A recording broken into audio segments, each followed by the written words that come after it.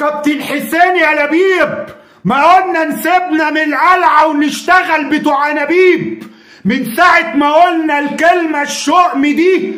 اكبر قلعه رياضيه في مصر واحنا مش عارفين نكسب مباراه في اي بطوله وفي اي لعبه، حتى المباريات الوديه بنخسرها. رايحين عشان يجي فينا اسرع هدف في العالم، في الثانيه 13 بيجي فينا هدف.